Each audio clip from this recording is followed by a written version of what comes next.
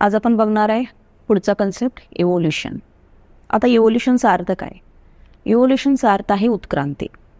ह्या युनिवर्समध्ये सजीव कसे आले, प्लांट कसे आले, ॲनिमल कसे आले, हे जे काही हिस्ट्री आहे तो कॉन्सेप्ट म्हणजे काय असणार आहे? इव्होल्युशन. ही जी आपली युनिवर्स आलेली आहे त्याच्यामागं जी थेरी आहे त्याला आपण म्हणतो बिग बँग थेरी. त्यामध्ये काय आलेलं आहे? युनिवर्स डेव्हलप झाली, अर्थ डेव्हलप झाली. मग त्या अर्थवर प्लांट कसे आलेले आहेत, ॲनिमल कसे आलेले आहेत, त्यांच्यामध्ये वेगवेगळे व्हेरिएशन कसे आले, हे जी स्टडी आहे त्याला आपण काय म्हणायचं आहे? इव्होल्युशन. हा जो इव्होल्युशनचा कन्सेप्ट आहे तो इव्होल्युशनचा कन्सेप्टमध्ये आपल्याला ॲनिमलमध्ये जे काही चेंजेस होत गेलेले आहेत ते आपल्याला बघायचे आहेत. आणि ते चेंजेस फास्ट न होता ते कसे झालेले आहेत? एकदम स्लोली झालेले आहेत. त्याला आपण काय म्हणतो? इव्होल्युशन. मग इव्होल्युशनची डेफिनेशन बघा. Progressive development. प्रोग्रेसिव्ह डेव्हलपमेंट म्हणजे हळूवार, एकदम स्लोली, ग्रॅज्युअली होणारी development, improvement of plant and animal. वनस्पतीमध्ये, सजीवांमध्ये जी काही डेव्हलपमेंट झालेली आहे, स्लोली डेव्हलपमेंट झालेली आहे, चांगली डेव्हलपमेंट झालेली जी आहे, कुणापासनं? From the ॲन्सेस्टर. ॲन्सेस्टर म्हणजे त्यांच्या पूर्वजापासनं. Having different structural and functional organisation. एखादा जो ॲनिमल असेल किंवा प्लांट असेल त्यांच्यामध्ये त्याच्या पूर्वजापासनं, त्यांच्या ॲन्सेस्टरपासनं जी काही डेव्हलपमेंट झालेली आहे त्यांच्या स्ट्रक्चरमध्ये झालेली असेल किंवा त्याच्या फंक्शनल पार्टमध्ये झालेली असेल तर त्याला आपण काय म्हणणार आहे? इव्होल्युशन. मग हे जे इव्होल्युशन आहे ते माणसांमध्ये कसं झालेलं आहे ते आपल्याला बघायचं आहे. मग माणसांमध्ये आपण ऐकलेली आहे स्टोरी की जे माणूस आहे तो आधी काय होता? माकड होता असं आपण ऐकलं होतं. ठीक आहे. मग त्यासाठी काय प्रूफ आहेत तर ते आपल्याला बघायचे आहेत. मग त्यामध्ये बघायचं आहे नेक्स्ट कन्सेप्ट आपल्याला इव्हिडन्सेस ऑफ इव्होल्युशन. इव्होल्युशन जे काही झालं म्हणतो आपण, स्लोली जे चेंजेस झालेले आहेत त्याच्यामागं काय कारण आहे, त्याचे पुरावे काय आहेत तर ते आपल्याला बघायचे आहेत. मग असे इव्हिडन्सेस बघा कुठले कुठले आहेत. पेपरला 2 मार्काला विचारू शकतात. इव्हिडन्सेस ऑफ इव्होल्युशन कुठले कुठले इव्हिडन्सेस आहेत? Morphological evidences, anatomical evidences, palaeontological evidences, embryological evidences. Evidences बघा कुठले कुठले आहेत? Morphological evidences, anatomical evidences, palaeontological evidences, embryological evidences आणि त्यानंतर 2 आहेत vestigial organ and connecting link. हे आपल्याला 6 नावं नीट लक्षात ठेवायची आहेत. Evidences of evolution, morphological, anatomical, palaeontological, embryological, vestigial organ and connecting link. आता आपण हे इव्हिडन्सेस एक एक करून डिटेलमध्ये स्टडी करूया. आता बघूया आपण फर्स्ट इव्हिडन्स, मॉर्फॉलॉजिकल एव्हिडन्स. आता मॉर्फॉलॉजिकल एव्हिडन्सचा अर्थ काय?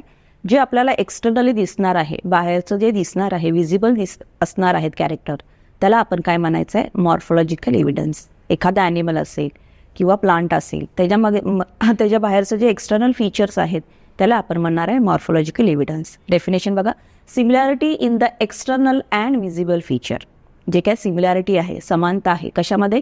एक्सटर्नल, बाहेरच्या फीचरमध्ये, विजिबल फीचरमध्ये, डोळ्याला दिसणाऱ्या फीचरमध्ये, त्याला आपण काय म्हणायचं? Morphological evidence. डेफिनेशन काय येईल? Similarity in the visible and external feature are known as morphological evidence. मग ह्यामध्ये एक्झाम्पल घेऊया आपण. ॲनिमलमध्ये एक्झाम्पल घेऊया. ॲनिमलचे 3 एक्झाम्पल घेऊ शकतो आपण. गोट घेऊ शकतो, शीप घेऊ शकतो, डॉग. हे जर 3 ॲनिमल बघितले आपण, डॉग, गोट, शीप जर बघितलं तर जर तुम्ही त्यांचं नीट ऑब्झर्वेशन केलं तर तुमच्या लक्षात येईल त्यांचं जे काही माउथचं स्ट्रक्चर आहे ते सिमिलर आहे. माउथचं स्ट्रक्चर त्यांचं सिमिलर आहे. नॉस्ट्रिलचं स्ट्रक्चर त्यांचं काय आहे? सिमिलर आहे. त्यांचे जे एअर पिन आहेत, जे कानं असतात तोपडे, ते कसे आहेत? सिमिलर आहेत. कुत्रा घेतलं, शेळी घेतलं तर त्यांचं जे काही माउथ आहे त्याचं स्ट्रक्चर सिमिलर आहे. नाकाचा, नॉस्ट्रिलचा, नाकपुड्या ते कशा आहेत? सिमिलर आहेत. आणि कानाचा जो काही शेप आहे तो कसा आहे? सिमिलर आहे. तसंच पोझिशन ऑफ आईज, डोळ्याची जी काही पोझिशन आहे ती सुद्धा त्यांची कशी आहे? सिमिलर आहे. आणि त्यांच्या पूर्ण बॉडीवर काय आहे? केस आहेत. बरोबर आहे. जर तुम्ही 3 ॲनिमल बघितले, शेळी, मेंढी, कुत्रा, तर त्या ॲनिमलमध्ये काय सिमिलरिटी दिसणार आहेत आपल्याला? तर सिमिलॅरिटी दिसणार आहे स्ट्रक्चर ऑफ माउथमध्ये, structure of mouth, nostrils and ears, ear pinna. Okay. And also there is a similarity in position of आईजची position and the body, whole body is covered with the hair. पूर्ण body कशाने cover केलेली? त्यांची हेअरने cover केली आहे. हे झालं ॲनिमलबद्दल. प्लांटचा जर आपण विचार केला, काही प्लांट तुम्ही कन्सिडर केला, जर बघितलं असेल तर तुम्ही आंब्याचं झाड बघितलं असेल, चिकूचं झाड बघितलं असेल तर तुमच्या लक्षात येईल त्यांची जर तुम्ही पाने बघितलात तर त्यांची पानं काय आहेत? थोडीफार सिमिलर आहेत. त्यांचा शेप कसा आहे? सिमिलर आहे. चिकूचं झाड, आंब्याचं झाड, पेरूचं झाड ह्यांचं जर तुम्ही पान बघितलं तर त्यांचा शेप जो आहे तो कसा आहे? सेम आहे. So in plant there is a similarity in leaf shape, पानाचा शेप सेम आहे. Then leaf venation. लीफ व्हेनेशनचा अर्थ कसा असतो बघा, हे जे पान असणार आहे, ह्या पानमध्ये जे लाईन्स असणार आहेत ना, त्याला आपण म्हणतो लीफ व्हेनेशन. ओके. प्लांटमध्ये लीफचा शेप सेम असणार आहे, लीफचं व्हेनेशन सेम असणार आहे, अँड लीफ पेटिओल असे असतं ना झाडाला छोटंसं, त्याला आपण म्हणणार आहे पेटिओल. मग ह्या ज्या सिमिलॅरिटी आहेत कोणामध्ये, प्लांटमध्ये आणि ॲनिमलमध्ये. काही ॲनिमल आत्ता आपण बघितलेले आहेत, कुत्रा बघितलेला आहे, शेळी बघितलेला आहे, गोट बघितला आहे. तर त्यांच्यामध्ये काय सिमिलॅरिटी दिसली आपल्याला, तिघांमध्ये काय सिमिलॅरिटी दिसली, त्यांचं माउथचं स्ट्रक्चर सेम आहे, नॉस्ट्रिलचं स्ट्रक्चर सेम आहे, एअर पिनाचं स्ट्रक्चर सेम आहे, त्यांच्या आईची पोझिशन सेम आहे, त्यांची होल बॉडी हेअरने कव्हर केलेली आहे. तसंच प्लांटमध्ये बघितलं, मँगो बघितलं, चिकू बघितलं, तर असं लक्षात येतं त्यांचा लीफचा शेप सेम आहे, लीफ व्हेनेशन सेम आहे. आणि ह्यावरनं आपण सांगू शकतो some plant and animal are come or having same common ancestor. आता हे जे सगळे आपण कन्सेप्ट बघितलेले आहेत, ह्याच्यावरून असं लक्षात येतं की ह्या सर्वांचा जो पूर्वज होता, त्यांचा जो अँसेस्टर होता, तो काय होता, कॉमन होता. आणि त्यामुळे लास्ट लाईन आपल्याला यायची आहे, different plant and animal must have there common ancestor. म्हणजे हे जे कुत्रा, शेळी, शीप जे म्हणलेले आहे पण त्यांचा अँसेस्टर काय होता, सेम होता. हा इव्हिडन्स आपल्याला प्रूव्ह करतो. सेकंड इव्हिडन्स आहे ॲनाटॉमिकल इव्हिडन्स. आता ॲनाटॉमिकल इव्हिडन्सचा अर्थ काय,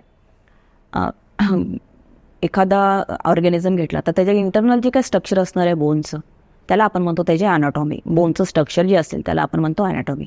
मग ॲनाटॉमिकल एव्हिडन्समध्ये आपल्याला काही एक्झाम्पल घ्यायचं आहे. त्यामध्ये फर्स्ट एक्झाम्पल घ्यायचं आहे आपला ह्युमन हँड, माणसाचा हात घ्यायचा आहे. सेकंड एक्झाम्पल घ्यायचं आहे 4 legs ऑफ कॅट. कॅट जो असणार आहे, मांजराचं पहिलं जे पाय असणार, पहिले 2 पाय, ते पाय कन्सिडर करायचं आहे. थर्ड एक्झाम्पल आपण घेऊ शकतो पॅटॅजियम ऑफ बॅट. बॅट जे असणार आहे वटवाघूळ, त्याचे जे काही पंख असणार आहे पॅटॅजियम, ते 3 एक्झाम्पल आपल्याला स्टडी करायचं आहे.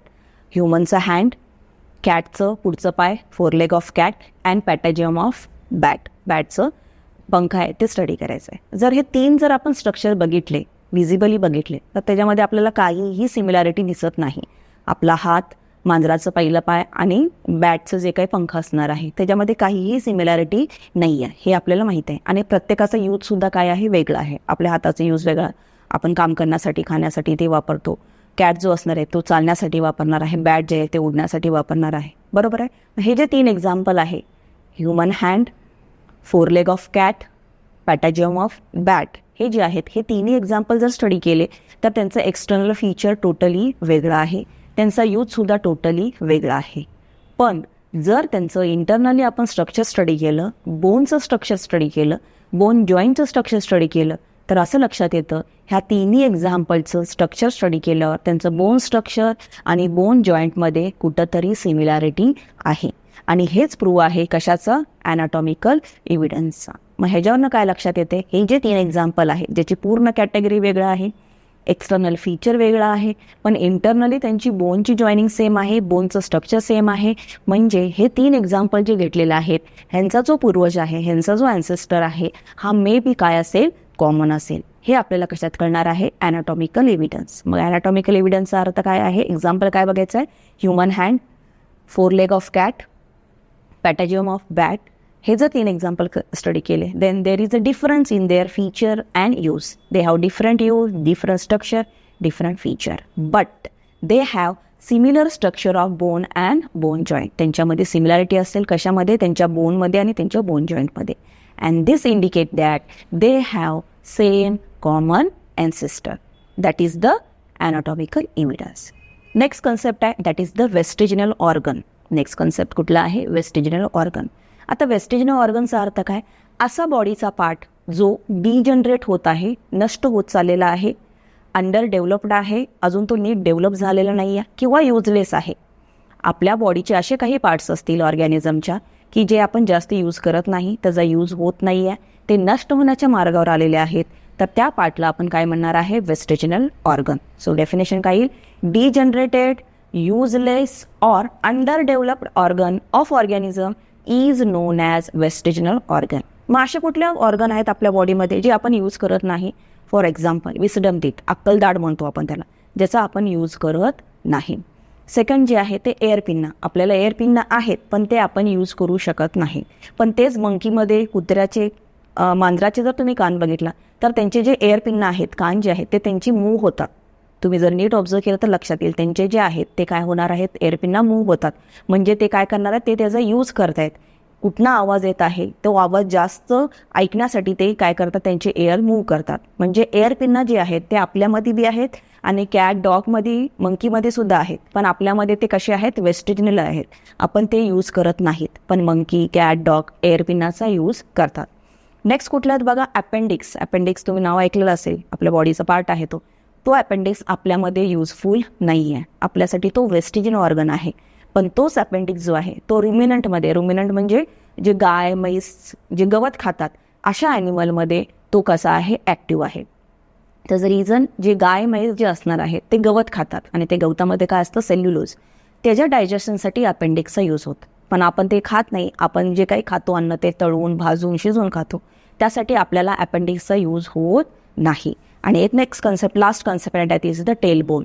असं म्हणतो की आपण, आपले जे पूर्वज होते ते माकड होते आणि त्याला जी काही माकडाची जी काही टेल होती ती टेल जस्ट हळूहळू इव्होल्युशन होताना नष्ट होत गेली. मग आपली टेल गेलेली आहे पण तो टेल बोन तसाच राहिलेला आहे आणि त्याचा आपण कुठेही यूज करत नाही.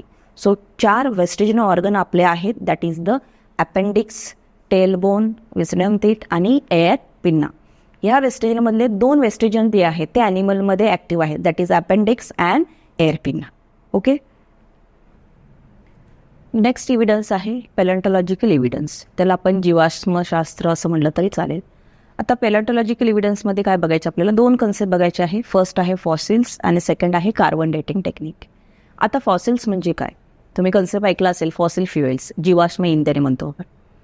समजा नेचरमध्ये काही असं डिझास्टर झालं, भूकंप झाला किंवा सुनामी आली, तर अशा डिझास्टरमुळं काय होतात, ॲनिमल, प्लांट्स, लिव्हिंग ऑर्गॅनिझम जमिनीखाली गाडले जातात, अर्थच्या खाली गाडले जातात. आणि त्यामुळं काय होणार आहे, अर्थचं प्रेशर आणि खालचं टेम्परेचर, आणि अशामुळं काय होणार आहे, जे काही लिव्हिंग ऑर्गॅनिझम असतील, गाडले गेलेले प्लांट असतील, ॲनिमल असतील, त्या लिव्हिंग ऑर्गॅनिझमचे जमिनीमध्ये काही इम्प्रेशन्स, रिमेंडंट, त्यांचे जे काही उरलेले जे काही हाडं, सापळे जे असतात त्याला आपण काय म्हणणार आहे, फॉसिल्स.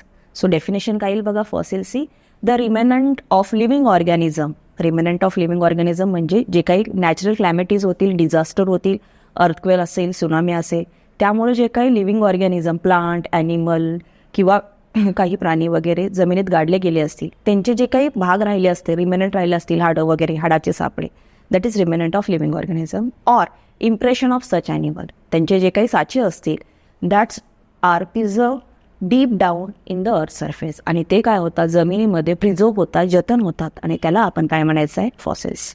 आणि that is very important for study of evolution. हे काय करणार आहे, फॉसिल हा जो कन्सेप्ट आहे तो काय करणार आहे, लाईट घालणार आहे कशावर, स्टडी ऑफ इव्होल्युशन. इव्होल्युशनच्या कन्सेप्टवर लाईट घालणार आहे कुठला कन्सेप्ट, फॉसिल्स. मग तो कसा घालणार आहे, तर त्यासाठी नेक्स्ट कन्सेप्ट आहे कार्बन डेटिंग.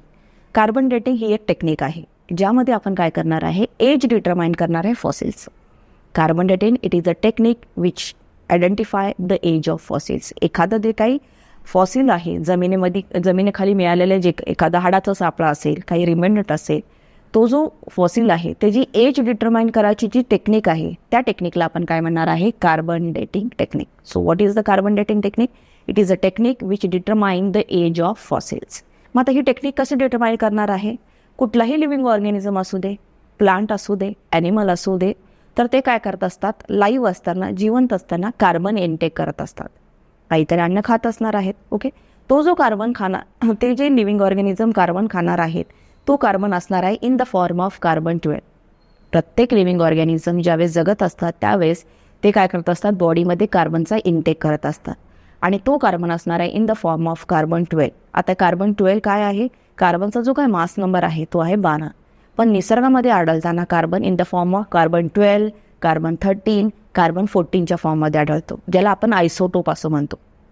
मग लिव्हिंग ऑर्गॅनिझम जिवंत असताना कार्बन इनटेक करतो आणि तो करतो in the form of carbon 12. आणि ही प्रोसेस कधीपर्यंत असणार आहे, जोपर्यंत तो जिवंत आहे तोपर्यंत.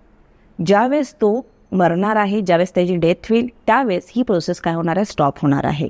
Process end after their death. Process काय होणार आहे, ती एंड होणार आहे ज्यावेळेस तो लिव्हिंग ऑर्गॅनिझम मरणार आहे. आणि ज्यावेळेस एखादा लिव्हिंग ऑर्गॅनिझम डेड होतो त्यावेळेस तिथं कुठली प्रोसेस चालू होणार आहे, डिकम्पोजिशन. तो लिव्हिंग ऑर्गॅनिझम कुजायला स्टार्ट होईल आणि ज्यावेळेस तो लिव्हिंग ऑर्गॅनिझम कुजत असतो त्यावेळेस तो कार्बन रिलीज करत असतो. जिवंत असताना कार्बन इनटेक करणार आहे आणि मेल्यावर तो कुजणार आहे, म्हणजे कार्बन रिलीज करणार आहे, सोडणार आहे. आणि तो कार्बन रिलीज करतो in the form of carbon 14. कुठल्या फॉर्ममध्ये करणार आहे, कार्बन 14. आणि हा जो कार्बन 14 आहे तो आहे रेडिओ ॲक्टिव्ह फॉर्ममध्ये. कार्बन 14 काय आहे, रेडिओ ॲक्टिव्ह. आता रेडिओ ॲक्टिव्ह कशाला म्हणतो आपण, असे एलिमेंट जे काय करत असतात, काही ना काही स्मॉल एलिमेंट काय करत असतात, रिलीज करत असतात, त्याला आपण म्हणतो रेडिओ ॲक्टिव्ह. आणि त्यामध्ये कार्बन 14 कसं आहे, रेडिओ ॲक्टिव्ह. आणि ज्यावेळेस एखादा लिव्हिंग ऑर्गॅनिझम कार्बन इनटेक करतो तो करतो in the form of carbon 12. Dead होतो तो डिकम्पोज करतो in the form of carbon 14.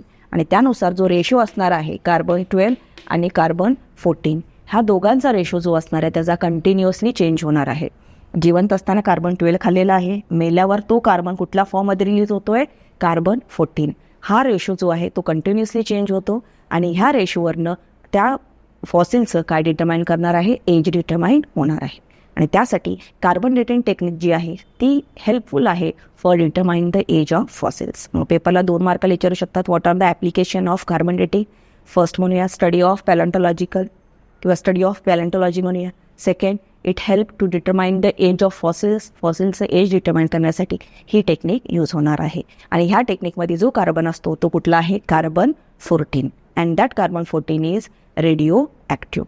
Okay, so that is the palaeontological evidence. First बघितले आपण fossils. Fossils means remnant of living organism or impression of such living organism which are deep down in the earth's surface are known as fossils, and that study of fossils is helpful for the evolution. Next बघितलं carbon technique which is useful to determine the age of fossils. Next evidence आहे, next point, that is the connecting link. आता connecting लिंकचा अर्थ काय, organism असेल त्याचे जे काही characters आहेत ते कॅरेक्टर 2 ग्रुपशी जर मॅच होत असेल, एक ऑर्गॅनिझम आहे पण त्याचे कॅरेक्टर 2 वेगवेगळ्या क्लासची, 2 वेगवेगळ्या ग्रुपशी जर मॅच होत असेल तर आपण असं म्हणू शकतो तो ऑर्गॅनिझम तो 2 ग्रुपशी 2 क्लासची कनेक्टिंग लिंक दाखवतो. तर डेफिनेशन काय बघा, सम ऑर्गॅनिझम शेअर मॉर्फॉलॉजिकल कॅरेक्टर. काही ऑर्गॅनिझम काय करतात, मॉर्फॉलॉजिकल कॅरेक्टर शेअर करतात. मॉर्फॉलॉजिकल म्हणजे त्यांचे जे काय अपीअरन्समध्ये जे काही कॅरेक्टर आहेत ते शेअर करतात ऑफ 2 ग्रुप्स. काही ऑर्गॅनिझम त्यांचे मॉर्फॉलॉजिकल कॅरेक्टर 2 ग्रुपशी काय करणार आहेत, शेअर करणार आहेत. त्यांचे कॅरेक्टर 2 ग्रुपशी मॅच करणार आहेत. And hence they are called as connecting link. आणि त्यामुळे आपण त्याला काय म्हणणार आहे, कनेक्टिंग लिंक. सिम्पल, एखादा ऑर्गॅनिझम त्याचे कॅरेक्टर 2 ग्रुपशी मॅच होत असेल तर आपण त्याला म्हणू शकतो कनेक्टिंग लिंक. मग असे 3 एक्झाम्पल आपल्याला स्टडी करायचे आहेत. फर्स्ट एक्झाम्पल कुठलं आहे बघा, पेरिपॅटस. पहिलं एक्झाम्पल कुठलं आहे, पेरिपॅटस. पेरिपॅटस हा जो ॲनिमल आहे तो ॲनिमल 2 ग्रुपशी त्याचं कॅरेक्टर्स मॅच करतो. पहिला ग्रुप आहे ॲनेलिडा आणि सेकंड ग्रुप आहे ऑर्थोपोडा. पेरिपॅटस जो आहे त्याचे कॅरेक्टर्स 2 ग्रुपशी मॅच करणार आहेत, दॅट इज ॲनेलिडा अँड ऑर्थोपोडा. आता ॲनेलिडा कुठला आहे ग्रुप, ॲनेलिडा हा असा ग्रुप आहे ज्याच्यामध्ये गोम माहीत असेल तुम्हाला, जमिनीवर छोटे गोम असते ना, ती गोमची जी कॅरेक्टर आहे ते कुठल्या ग्रुपची आहे, ॲनेलिडा. मग जर तुम्ही गोम बघितली असेल तर तुमच्या लक्षात येईल, किंवा आळी जर बघितली असेल तर तुम्हाला लक्षात येईल त्यांची जी बॉडी आहे ती सेगमेंटेड आहे, म्हणजे बॉडीवर त्यांच्या अशा लाईन्स असतात. ओके, ॲनेलिडा जे ग्रुपचे ॲनिमल जे आहेत त्यांच्या बॉडी कशी आहे, segmented body. And thin cuticle. Thin cuticle म्हणजे त्यांच्या बॉडीवरची जी काही स्किन आहे ती एकदम कशी असणार आहे, पातळ असणार आहे. जर तुम्ही गोम बघितला असेल किंवा अळी बघितला असेल तर तुमच्या लक्षात येईल त्या अळीवर बॉडीवर कशी असणार आहेत, लाईनी असणार आहेत आणि त्यांची वरची स्किन एकदम पातळ असते. आणि त्यांचं जे काही लोकोमोशन आहे, त्यांच्या चालण्यासाठी जे छोटे छोटे पायासारखे असतात त्याला म्हणायचं पॅरापोडिया. ओके, आपण काय बघतोय, कनेक्टिंग लिंक. त्यामध्ये फर्स्ट एक्झाम्पल कुठला बघताय, पेरिपॅटस. पेरिपॅटस हा जो ऑर्गॅनिझम आहे, पुस्तकामध्ये त्याची डायग्राम दिलेली आहे. हा जो ऑर्गॅनिझम आहे तो त्याचे कॅरेक्टर 2 ग्रुपशी शेअर करतो. पहिला ग्रुप आहे ॲनेलिडा. ॲनेलिडाची कशी आहेत बॉडी, त्यांची बॉडी असते सेगमेंटेड बॉडी असते, त्यांच्या बॉडीवर थिन कुटिकल असतं आणि लोकोमोशनसाठी त्यांना काय असतं, पॅरापोडिया असतं. हे एक कॅरेक्टर्स. सेकंड, तेच पेरिपॅटस दुसऱ्या ग्रुपशी सुद्धा कॅरेक्टर मॅच करतं आणि ते कुठलं आहे, ऑर्थोपोडा. सेकंड कॅरेक्टर कुठलं आहे, ऑर्थोपोडा. ऑर्थोपोडा क्लासचं दुसरं एक्झाम्पल आहे कॉकरोच. कॉकरोच जर बघितलं असेल तर त्यांचं जे रेस्पिरेशन असणार आहे ते कसं असणार आहे, ट्रचियल रेस्पिरेशन, म्हणजे लंग्स ते वापरत नाहीत. आणि नेक्स्ट त्यांच्यामध्ये जी काही सर्क्युलेटरी सिस्टीम आहे ती कशी आहे, ओपन सर्क्युलेटरी सिस्टीम. आता ओपन सर्क्युलेटरी सिस्टीम म्हणजे काय, आपली जी ब्लड सर्क्युलेटरी सिस्टीम आहे ती क्लोज्ड सर्क्युलेटरी सिस्टीम आहे. म्हणजे आपल्या बॉडीमध्ये वेन्स असतात, छोटे छोटे शिरा असणार आहेत, तिथनं ब्लड फ्लो होणार आहे. तसं ऑर्थोपोडाच्या ॲनिमलमध्ये नसणार आहे, वेन्स वगैरे नसणार आहे. डायरेक्ट ब्लड तिथं काय होणार आहे, पंपिंगने पास होणार आहे. त्याला आपण म्हणायचं ओपन सर्क्युलेटरी सिस्टीम. मग फर्स्ट एक्झाम्पल कनेक्टिंग लिंकचं कुठलं बघितलं आपण, Peripatus. Peripatus share their character with 2 groups. These groups are Annelida and Arthropoda. Annelida's examples are segmented body, thin cuticle and parapodia. Arthropoda, tracheal respiration and open circulatory system. हे first example आहे. Second example आहे connecting लिंकचं, एकदम simple आहे, that is a lung fish. Second example कुठलं आहे, lung fish. आता नावातच कळलेलं फिश आहे, ठीक आहे, त्याला नाव काय दिलेलं आहे, लंग फिश. मग हा जो लंग फिश आहे तो 2 ग्रुपशी मॅच होतो, एक फिशशी आणि दुसरं ॲम्फिबियनशी. आता फिशशी का मॅच होतो, कारण त्याची जी बॉडी आहे त्याचा जो शेप आहे तो फिशसारखा आहे, त्यामुळे त्याला काय म्हणतो आपण, lung fish. So lung fish share is character with 2 group.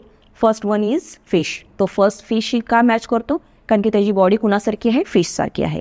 आणि सेकंड तो कुणाशी मॅच करतो, ॲम्फिबियन. आता ॲम्फिबियनशी का, कारण की तो जो रेस्पिरेशन दाखवतो तो कशाने करणार आहे, लंग्सने.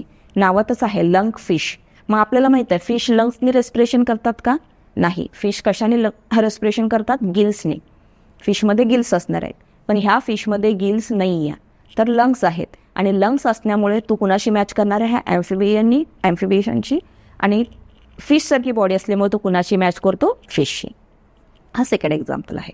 थर्ड एक्झाम्पल कुठलं आहे बघा, डकबिल्ड प्लॅटिपस. थर्ड एक्झाम्पल कुठलं आहे, डकबिल्ड प्लॅटिपस. हा जो डकबिल्ड प्लॅटिपस आहे तो दोघांशी मॅच करतो, that is reptile and mammals. आता रेप्टाईल म्हणजे जे सरपटणारे प्राणी असतात त्याला आपण रेप्टाईल्स म्हणतो, आणि मॅमल्स म्हणजे जे पिलांना जन्म देतात त्याला आपण म्हणतो मॅमल्स. आता हे जे डकबिल प्लॅटिपस आहे तो जो आहे तो रेप्टाईलशी मॅच करतो का, कारण की तो काय देणार आहे, अंडे देणार आहे. आता सरपटणारे प्राणी तुम्हाला माहीतच असणार आहेत, पाल, सरडा जे आहेत ते काय करतात, अंडे देतात. मग हा डकबिल प्लॅटिपस सुद्धा काय करतो, अंडे देतो, बरोबर आहे. सेकंड काय आहे, सेकंड तो कुणाशी मॅच करतो, मॅमल्स. आता मॅमल्स म्हणजे पिलांना जन्म, पण हा पिलांना जन्म देणार आहे का, नाही. हा तर अंडे देतो, पण हा पिलांना जन्म न देता तो काय करणार आहे, त्यांच्यामध्ये मॅमरी ग्लँड्स असणार आहेत. मॅमरी ग्लँड्स म्हणजे जे पिलांना दूध देणार आहेत ॲनिमल, त्यांच्यामध्ये काय असतात, मॅमरी ग्लँड्स असतात, आणि त्यांच्या बॉडीवर हेअर्स असणार आहेत. तो डकबिल प्लॅटिपस जो आहे तो 2 कॅटेगरीशी त्याचे कॅरेक्टर मॅच होतात, रेप्टाईल्स अँड मॅमल्स. रेप्टाईलसारखे तो काय देणार आहे, अंडे देणार आहे, आणि मॅमल्ससारखे त्याच्याकडे मॅमरी ग्लँड्स आहेत आणि बॉडीवर हेअर्स आहेत. So that is the connecting link. One organism share its character with 2 groups is known as connecting link. Last evidence आहे एम्ब्रियोलॉजिकल एव्हिडन्स. आता एम्ब्रियोलॉजिकल म्हणजे काय, ज्यावेळेस बेबी ग्रो होणार आहे त्यावेळेस जे इनिशियल स्टेज असणार आहे त्याची, त्याला आपण म्हणणार आहे एम्ब्रियोलॉजिकल. एम्ब्रियो म्हणजे बाळ अजून तयार व्हायचं आहे, इनिशियल स्टेजला जो काही त्याचा पार्ट असतो त्याला आपण म्हणतो त्याचा एम्ब्रियो. मग जर काही आपण एक्झाम्पल स्टडी केले, बुकमध्ये आपल्या डायग्राम दिलेली आहे, त्यामध्ये एक्झाम्पल घेतलेलं आहे, फिश घेतलेलं आहे, टॉर्टॉईज घेतलेला आहे, रॅबिट घेतलेला आहे, ठीक आहे, ह्युमन बिईंग घेतलेलं आहे. हे जर एक्झाम्पल स्टडी केले आणि त्यांचा जर एम्ब्रियो चेक केला, एम्ब्रियो म्हणजे बाळ होण्याच्या आधीची इनिशियल स्टेप, पहिली स्टेप जर स्टडी केली, तर त्या सगळ्यांमध्ये इनिशियल स्टेपला सर्व एम्ब्रियोचा शेप जो होता तो सगळा काय होता, सेम होता. सॅलॅमेंडर, टॉर्टॉईज, रॅबिट, फिश हे सगळे जर एक्झाम्पल बघितले आणि त्यांचा जो एम्ब्रियो बघितला, बेबीचा इनिशियल स्टेज बघितला, तर पहिल्या फेजला सर्व ॲनिमल जे आहेत त्यांचा एम्ब्रियो काय होता, सेम होता. तो एम्ब्रियोमध्ये जी काही सिमिलॅरिटी आहे हेच काय आहे, इव्हिडन्स आहे कशाचं, इव्होल्युशनचं. नंतर जसजसं एम्ब्रियो हळूहळू ग्रो होतो तसतसं त्याच्यामध्ये काय येणार आहे, डिफरन्शिएशन येणार आहे, ग्रॅज्युअली त्यांच्यामध्ये चेंजेस होणार आहे. आणि त्यानुसार आपण सांगू शकतो जे काय एम्ब्रियोलॉजिकली सिमिलॅरिटी आहे, कधी इनिशियल स्टेजला ऑल व्हर्टिब्रेटमध्ये इनिशियल स्टेजला जी काय एम्ब्रियोमध्ये सिमिलॅरिटी आहे, these indicate all are come from common ancestor. Later on gradually त्यांच्यामध्ये चेंजेस होत गेलेले आहेत, पण इनिशियल स्टेजला सर्वांच्या एम्ब्रियोमध्ये सिमिलॅरिटी जाणवलेली आहे. ह्याच्यावरून आपण सांगू शकतो हे जे सगळे लिव्हिंग ऑर्गॅनिझम आहे ह्यांचा जो अँसेस्टर असेल तो काय असणार आहे, कॉमन असणार आहे. That is the embryological evidence.